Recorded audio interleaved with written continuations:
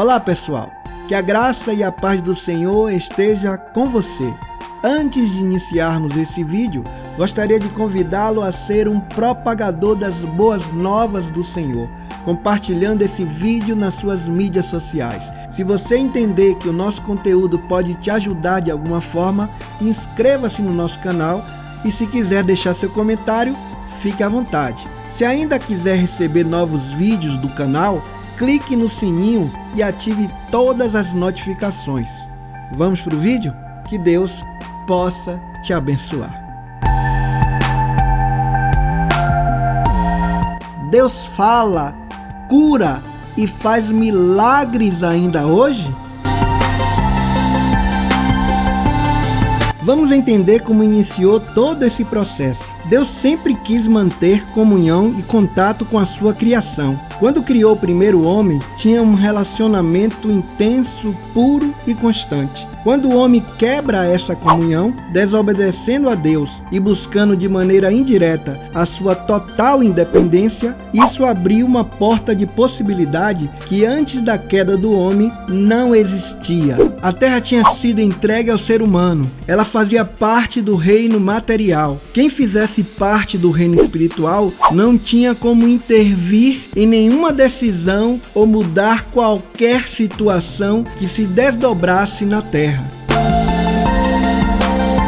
Somente Deus tinha acesso aos dois reinos de forma total, podendo intervir como bem entendesse, pois Ele é soberano, ou seja, absoluto, não depende de nada e ninguém para fazer qualquer coisa que quiser. As suas decisões estarão sempre dentro dessa ordem. Ele sabe de tudo, conhece tudo, a sua mente tem uma grandeza de capacidade absurda que não se pode mensurar. No livro de Salmos, capítulo de número 24, versículos de número 1 ao 5, a palavra de Deus diz assim: do Senhor é a terra e a sua plenitude, o mundo e aqueles que nele habitam, porque Ele afundou sobre os mares e afirmou sobre os rios. Quem subirá ao monte do Senhor? Ou quem estará no seu lugar santo? Aquele que é limpo de mãos e puro de coração, que não entrega a sua alma à vaidade, nem jura enganosamente. Este receberá a bênção do Senhor e a justiça do Deus da sua salvação. Antes de explicarmos esse texto, vamos entender como se realizava a inspiração para quem escrevia os textos bíblicos. Eles eram escritos dentro do cenário da vida e experiência de quem escrevia. O escritor pegava elementos conhecidos da sua cultura, história e época para expressar o que queria dizer. Deus usava essa construção e inspirava para ele falar de verdades espirituais, algumas vezes desconhecidas dele. Agora podemos explicar a visão espiritual dentro desse texto.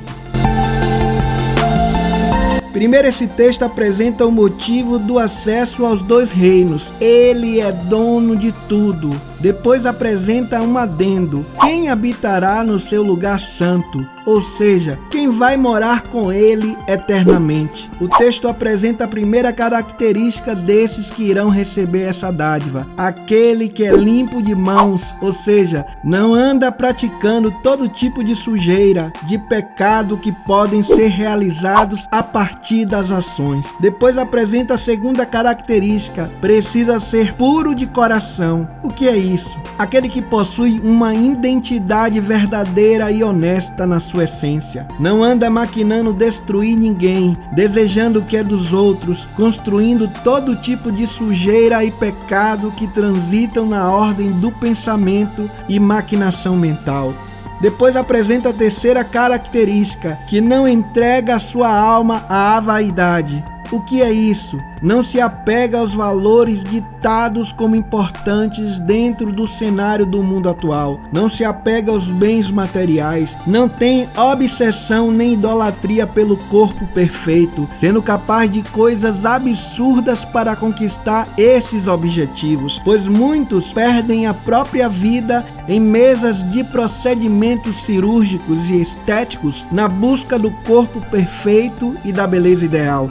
São amantes de si mesmos, idolatram a sua própria imagem. Não tenho nada contra quem realiza algum procedimento estético ou procedimento cirúrgico, mas isso precisa caminhar dentro de uma normalidade e equilíbrio, pois é o Senhor quem julga as nossas motivações. E para finalizarmos a compreensão desse texto, a quarta característica é não jurar enganosamente. O que é isso? Aquele que promete algo, mesmo sabendo que não vai realizar, dando a sua palavra para algo que já sabe que não vai cumprir, que quer conquistar as coisas e as pessoas com base em palavras mentirosas e fraudulentas. As pessoas que não andam cometendo todas as coisas erradas que citei aqui, além de morar para sempre com Deus, receberão a bênção do Senhor e a justiça do Deus que promove a salvação, o livramento.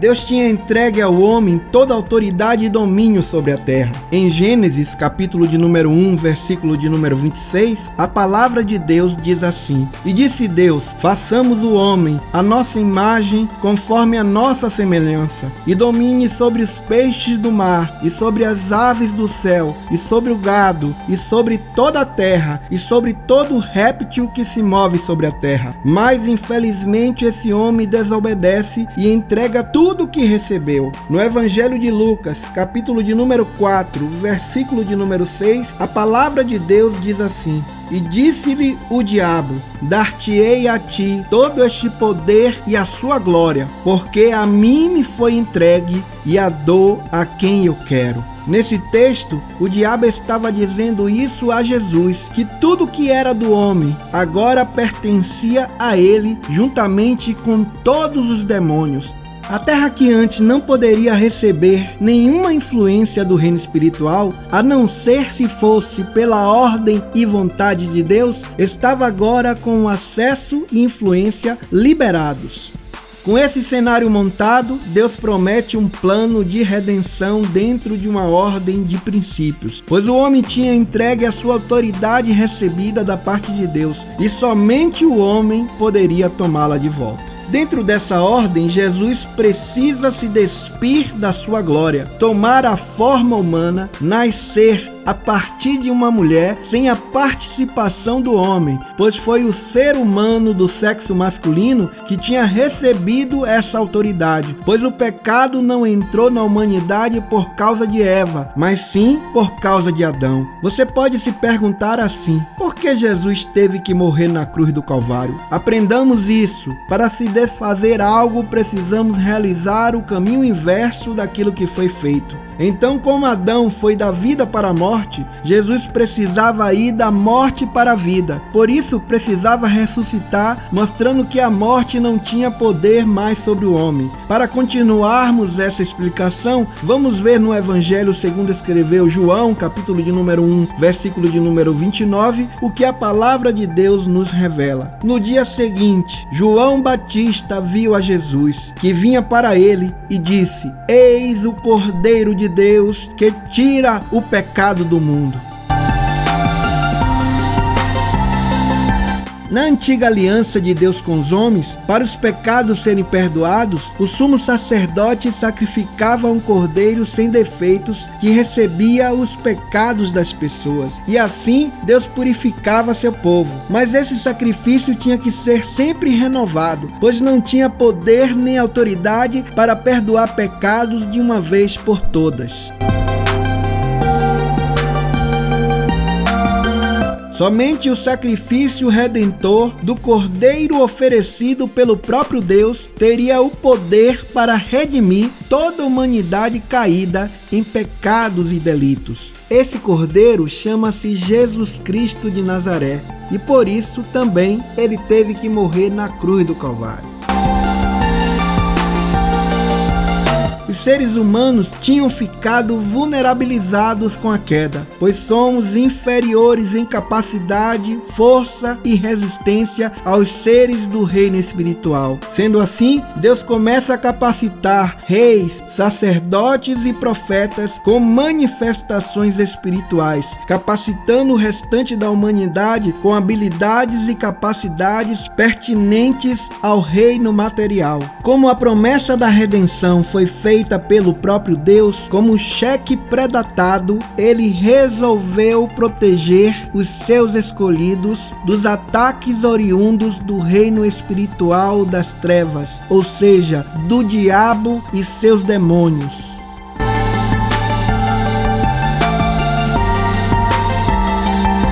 Muitos teólogos acreditam que as manifestações espirituais cessaram e que isso durou até a época da igreja primitiva. Mas com todo respeito a quem pensa diferente, não posso jogar fora todas as experiências que já vivi dentro de mais de 26 anos que estou inserido no cenário da fé. Mas isso veremos no próximo vídeo dessa série.